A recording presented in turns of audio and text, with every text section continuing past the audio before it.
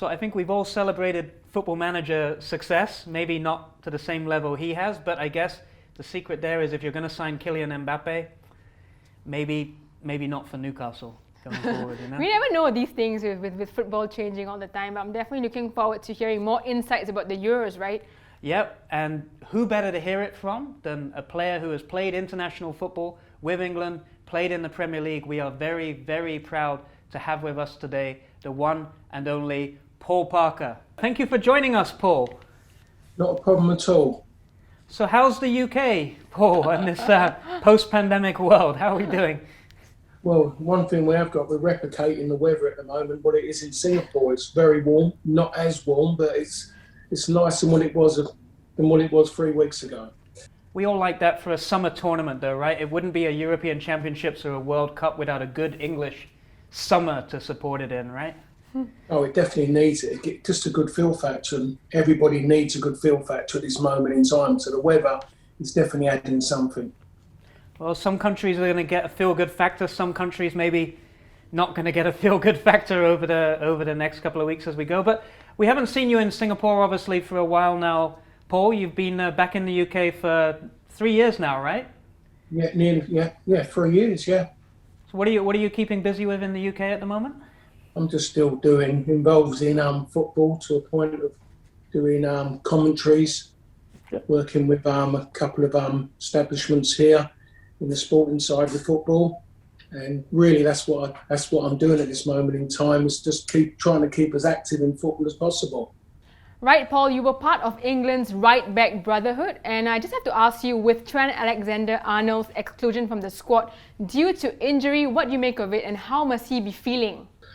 Well, I look at the situation with Trent Alexander and I was very surprised. I think there's a lot of people here that we had named so many fullbacks. To name 4 right-backs just didn't make any sense at all.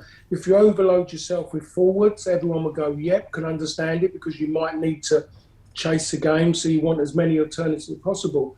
But everybody in their own ways can defend, but to score goals and create is a different form of football. So to have so many fullbacks didn't make any sense at all. And Trent Alexander was the issue, really. Should he be in, should he be out? I think that Gareth Southgate got forced into a situation of inclusion because his form hadn't been very good. Defensively, if you look at all the other 3 fullbacks, he was the poorest defensively. As much as they talk about he assists all the time, as far as I see it, if you're a defender, you defend. And that wasn't going well for him at Liverpool. His club form was poor. His injury wasn't good. In certain ways, it's good for Liverpool because they can get him back now. They can get him sorted and ready for the new season. For England, it opens up a space for someone else to come in who can maybe add that little bit more, like Ben White can do. Ben White can play in a 3, as what he's done at Brighton. He can play in a back 4, and he can play in midfield, as he's done on numerous occasions for Brighton. So Trent Alexander is not, in my opinion, going to be a big miss for England. Now, to that point, of course, about selection choices, England now has Reece James, Kieran Trippier, as well as Kyle Walker, I believe. So how is Southgate going to make selections? He's got so many players at his disposal. What do you make of that? Well, choices and the choices he's got are really, for anybody with a big squad, it's hard work. Sometimes I think for a manager to go in the tournament, if you could guarantee that you weren't going to get players suspended or any injuries, I'm sure a manager would like to go there with 15 players and not to have those difficult choices, or, I should say more than that because they've got more on the bench. But if you could just pick 15, 16 players and utilise them, I'm sure the output of what you get from it would be a lot better, and the managing would be easier as well. It's a difficult job. He's not going to please people. People are already telling him, Gareth Southgate, what he should be, who he should be picking. We should be all out attack and use all our attacking players. Football's not all that easy, or otherwise we'd all be doing it, in the sense of managing the club side or managing the national side. In any industry, the hardest job is to make a big decision, manage people, and that's why there are so few out there who can do that job, I should say. So it's interesting because I think there's a school of thought here that who will start at right back will depend upon whether Gareth Southgate goes with 4 at the back or 3 at the back, right? And obviously with Harry Maguire potentially missing the first game or two, that's a big miss. You mentioned Ben White's come in there. Tyrone Mings has not had the best couple of games in the warm-up, and I think that may have contributed to Ben White getting that final spot as well. Is there a chance that Gareth Southgate puts Kyle Walker into that back three for a bit of pace? And then if he does he go with Trippier or James, or do you think he'll stick with a 4-4-2? See, now you've asked a question there, and it's a fantastic question because it's one that it's bouncing around really. When you talk about Kyle Walker going as one of the three, makes sense. You've come out and said exactly the reason why people would look at that, because of his pace, and it gets him out of trouble. Sometimes it gets him into trouble because he relies on it maybe too much. Because I got told during my part of my career by somebody I respected very much, is that I shouldn't rely on pace because you can always trip up. So Kyle Walker does give you that opportunity to put him in a three. I look at Trippier. He's had a fantastic season. Atletico Madrid is working with an incredible coach who knows how to close games down, and he wants players who know how to defend in all areas of the park. Doesn't matter if you're centre forward, you help out and you defend as well as score goals. I look at Reece James. I really like Reece James. He's a powerhouse who's very technical, but he can deliver crosses. He does get forward, but he can defend as well. And he can play wing back, as he's done for Chelsea.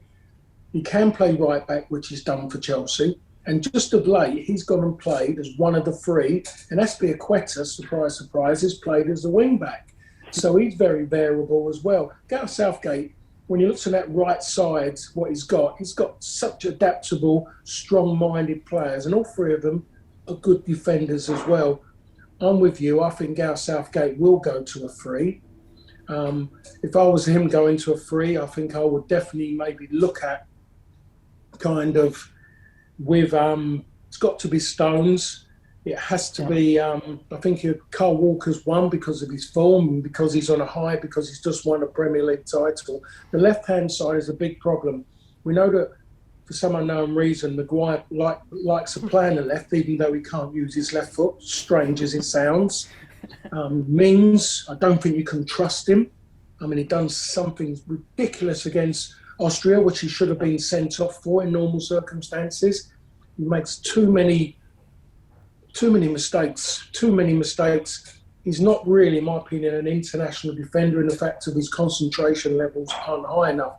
So I'm going to back off there and not even get involved in trying to pick a team, because I wouldn't want that job as a manager to know what to do. I think defence, talking about defenders at this moment, has never been a topic when England have ever gone into competitions. It's always been the people who can win your games of football. So it's a little bit of a rarity for England at this moment in time. And that's a discussion that's happening again, right? In the same way that many years ago we had discussions around should Paul Gascoigne be in the team or not, be in the squad or not. And this time around, all the talk is around Jack Grealish, maybe. Should Jack Grealish be in the starting lineup or not? Well, we look at Jack Grealish and he hasn't played a lot of football at the back end. I think people are trying to envisage that he's going to be a new Paul Gascoigne. The people of my era and maybe just after looking and think, oh, another Paul Gascoigne. He's a million miles from being Paul Gascoigne because he hasn't done anything yet at all.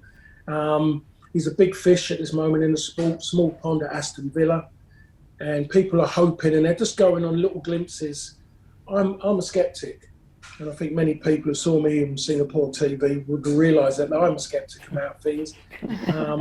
He hasn't done enough, in my opinion, to be guaranteed. If we're looking for flashes of a player, then you're going to get that. If you're talking about players who should start because they've been consistent all season for their size, and their size have achieved things this season, and saying achieved, they've won things.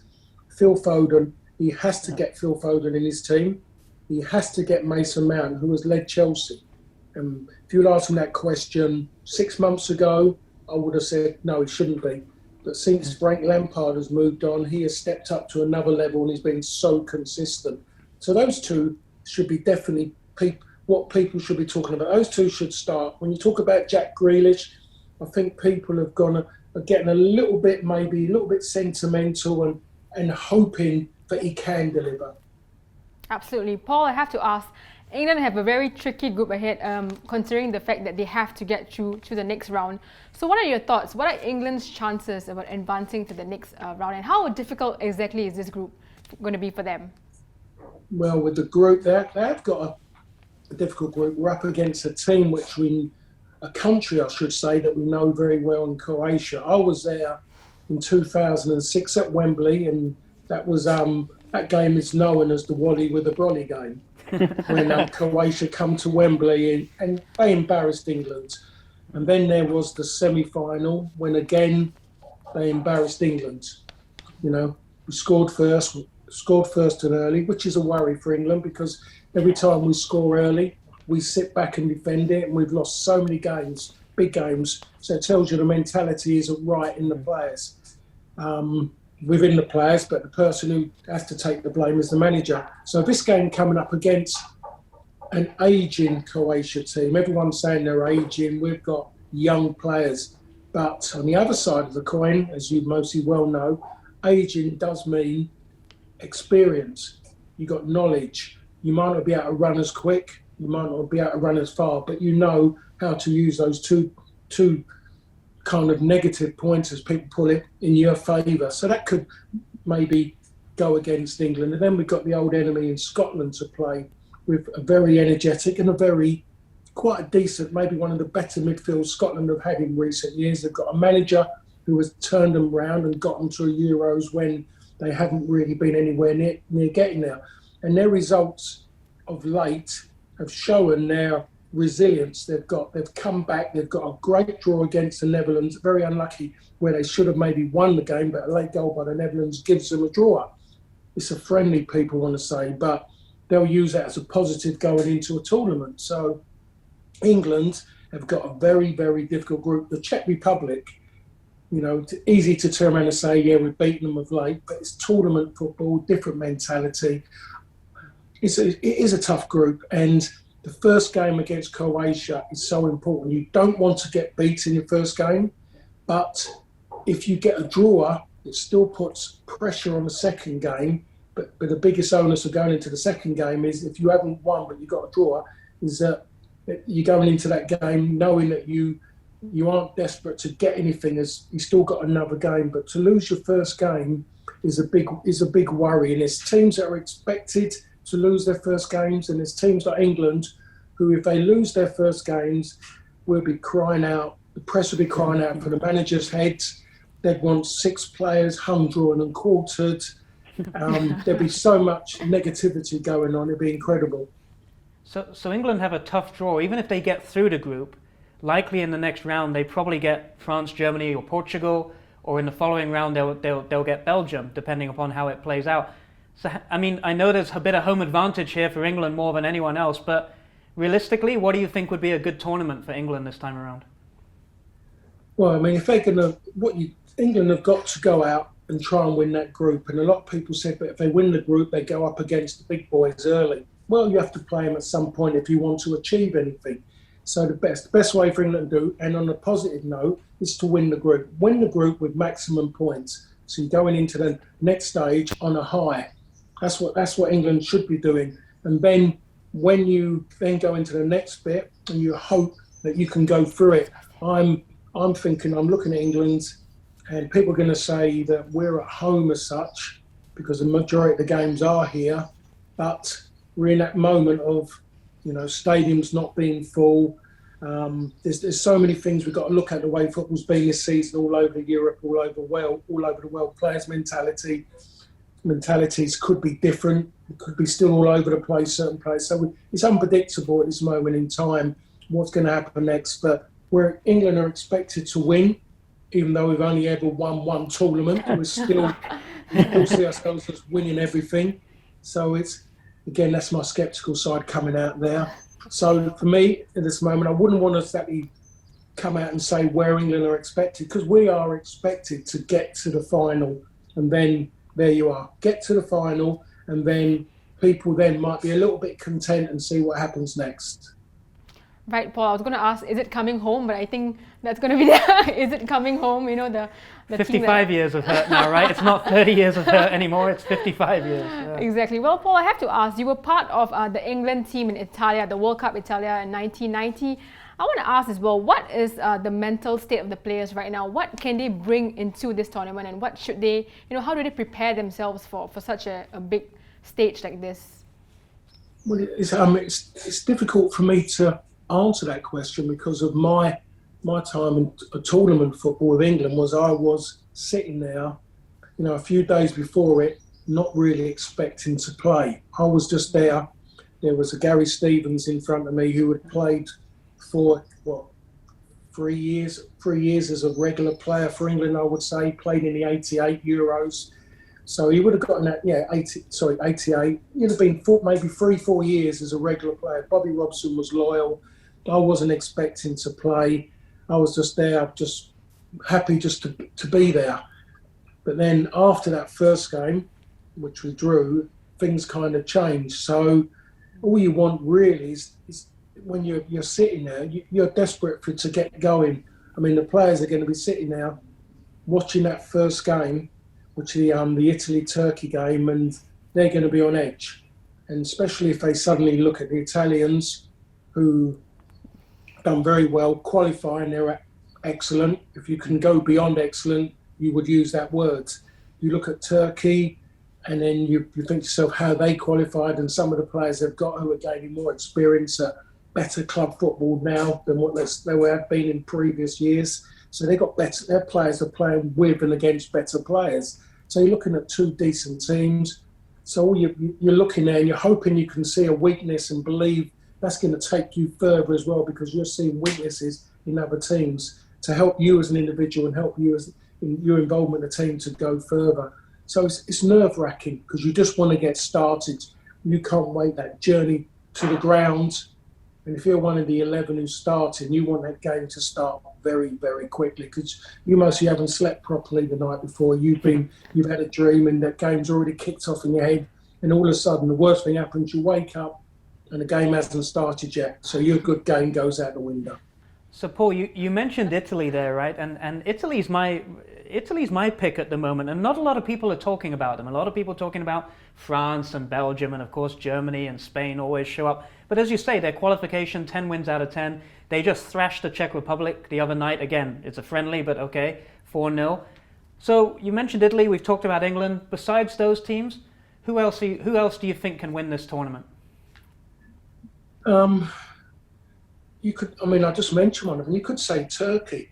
Turkey have got, looking at somebody who could, threaten, it could be Turkey, could maybe cause an upset. I'm looking at Italy and Turkey to qualify from that group, and then you just don't know. I mean, it could be another case of 2004 because football has been so unpredictable this season, as you know. Doesn't matter where you go in the world, doesn't matter what country. Some things have happened in leagues this season which normally you would never expect. You've seen it in the Premier League, you've seen it in the Italian league where Juve have been so strong and all of a sudden Inter have come through. AC Milan has suddenly had that spell where they were top of the league. They've been better for what's gone on around. Turkey could be somebody who could cause an upset. And you talk about Italy, and the reason why no one is talking about Italy because they're a team of unknown players as such, because they're coming from not big clubs. I think Chiellini's the only old stager there. He's going to be playing. Everyone still knows how good he is. He's leading a team of young men. He's respected by so many players within his own country and all over the world. Italians under a flamboyant coach as well, a coach who come over and he won a Premier League title in the UK, lots of experience. Knows players. He's dug deep. He hasn't gone with the big boys. So Italians are a team. They're not a team full of individuals. So it's easy to name Belgium. It's easy to talk about the Germanys. It's easy to talk about the Portugals with their superstars. So I think if you're going to look for somebody who could cause upsets, could be Turkey. So you've heard it here from Paul Parker first. Potentially, will we see a repeat of the opening game in the final, Turkey against Italy? maybe. We'll see how we go. Paul, really, thank you very much for joining us today. Thank you for sharing those insights. Stay safe, and we hope to hear from you again soon. Thank you very much.